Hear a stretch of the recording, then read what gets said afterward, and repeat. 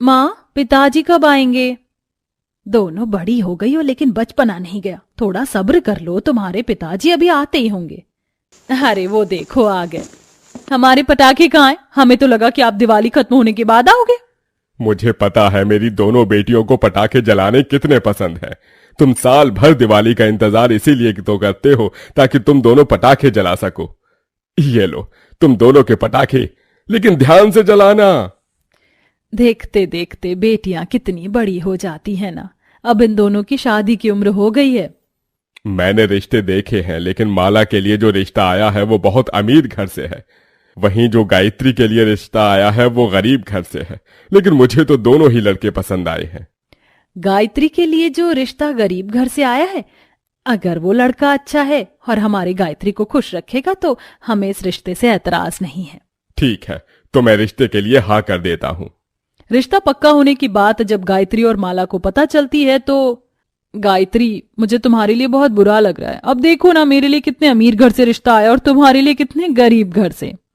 माला, तुम्हारे अमीर घर से रिश्ता आया है ये जानकर मैं बहुत खुश हूं, लेकिन ऐसे किसी को नीचा दिखाना ठीक नहीं। गायत्री का जवाब सुनकर माला का मुंह बन जाता है। ऐसे ही समय गुजरता है और दोनों बहनों की शादी हो जाती है।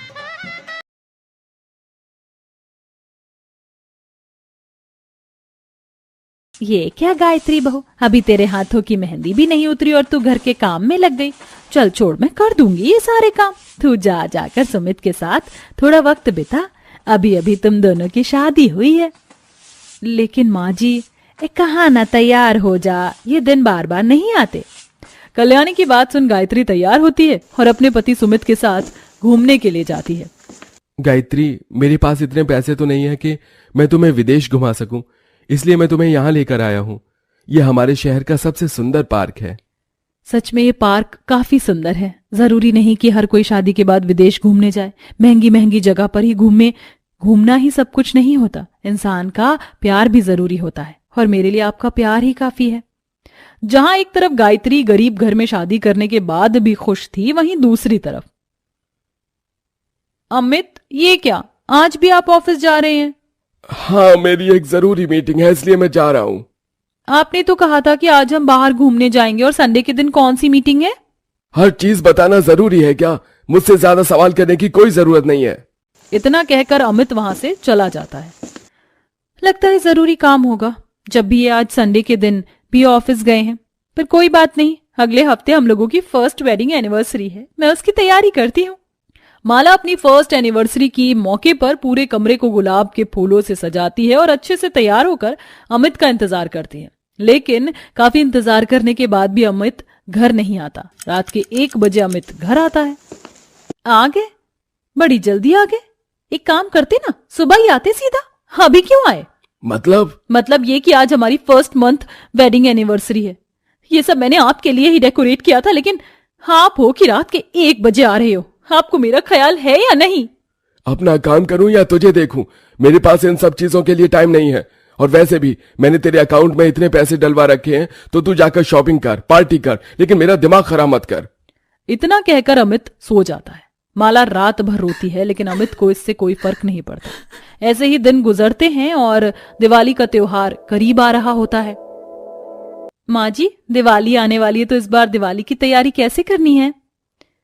सोचा तो मैंने बहुत कुछ था, लेकिन इस बार शादी में थोड़ा ज्यादा खर्चा हो गया, इसलिए हम दिवाली बहुत सादगी से मनाएंगे। तू तो जानती है कि सुमित कितना ही कमाता है, उतने पैसों में घर का गुजारा चलाना ही मुश्किल होता है, तो दिवाली का त्योहार मनाना, वो भी धूमधाम से, मुमकिन नहीं। माँ जी, जरूरी नहीं कि हम ज्यादा पैसा खर्च करके दिवाली का त्योहार मना सके। हम लोग सादगी और कम पैसों में भी दिवाली का त्योहार मना सकते हैं। आप देखिएगा, इस साल का दिवाली का त्योहार हम सबका सबसे अच्छा दिवाली का त्योहार होगा। सुनिए जी, आप मेरे साथ चलिए। हम बाजार से कम ही सही, लेकिन दिवाली का सजावट का सामान खरीदेंगे। वहीं दूसरी तरफ, क्या बहू, तू भी क्या मिडिल क्लास वालों की तरह बातें कर रही है? हम जैसे हाई स्टैंडर्ड के लोग ये दिवाली जैसा त्योहार नहीं मनाते। हम तो बल्कि अपने फ्रेंड्स के साथ जाकर पार्टी करते हैं। लेकिन माँ जी, देख बहू, मैं तो हो रही हूँ अपनी किट्टी पार्टी के लिए लेट, तो तू जाकर ये सारी बातें अपने पति से करना, ना कि मुझसे। इनके पास तो मेरे लिए समय ही नहीं है। तो ये मेरी बात ही क्या सुनेंगे। एक काम करती हूँ, खुद ही जाकर दिवाली की तैयारी करती हूँ। दिवाली के दिन तो मैं जैसे तैसे करके माँ जी और इनको अपने साथ रोक लूंगी और फिर हम सब मिलकर दिवाली का त्योहार मनाएंगे। अभी जाकर बाजार से दिवाली की शॉपिंग करती हूँ। माला अपनी कार में बैठती है और दिवाली की शॉपिंग करने के लिए बाजार चली जाती है। और इसी बाजार में गायत्री और सुमित भी दिवाली की शॉपिंग कर रहे होते हैं। कार में बैठी माला गायत्री और सुमित को देख लेती है और वो उन्हें नीचे दिखाने का प्लान बनाती है। नहीं भैया, वो 50 वाली नहीं 20 वाली लड़ी देना, और वो 10 रुपए वाले दिए भी। गायत्री, तुम इस दुकान से दिवाली की शॉपिंग कर रही हो? मैं तो भूल ही गई थी कि तुम्हारी शादी एक गरीब परिवार में हुई है। तो यहाँ से शॉपिंग करने के अलावा तुम कहीं और से क्या ही शॉपिंग करोगी? मैं तो अपनी महंगी कार में बैठकर यहाँ की बड़ी बड़ी शॉप से दिवाली की शॉपिंग कर रही हूँ। ओफो, मैं भी तुम लोगों से बातें करने में लग गई। चलो अब मैं चलती हूँ। वो क्या है ना, मुझे डेकोरेटर को बुलाकर अपना घर भी डेकोरेट करवाना है। आई थिंक 1-2 लाख का खर्च तो हो ही जाएगा। चलो बाय, तुम अपनी ये गरीब वाली शॉपिंग कंटिन्यू करो। इतना कहकर माला वहां से चली जाती है और बेचारी गायत्री सुमित कुछ बोल नहीं पाते। ऐसे ही दिन गुजर जाते हैं और दिवाली का दिन आ जाता है।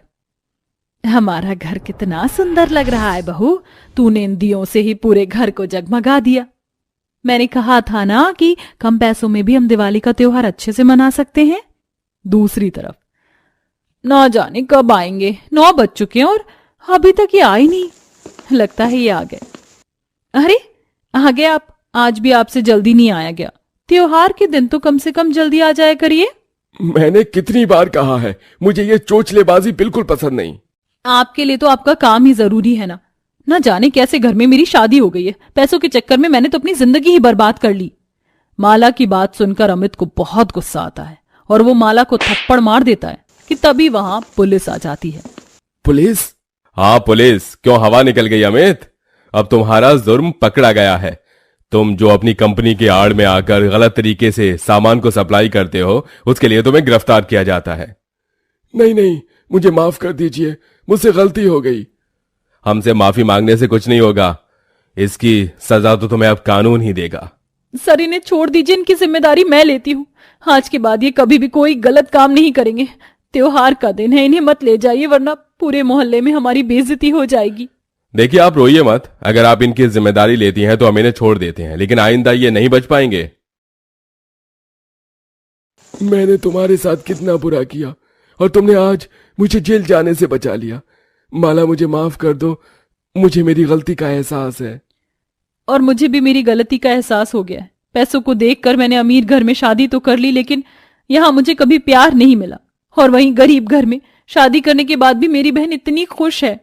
अमित और माला दोनों को अपनी अपनी गलती का एहसास हो जाता है, जिसके बाद माला अपनी बहन से भी गलती की माफी मांगती है और अब दोनों ही बहनें अपने ससुराल में अपने पतियों के प्यार के साथ खुशी खुशी रहती हैं और अपनी दिवाली अच्छे से सेलिब्रेट करती हैं।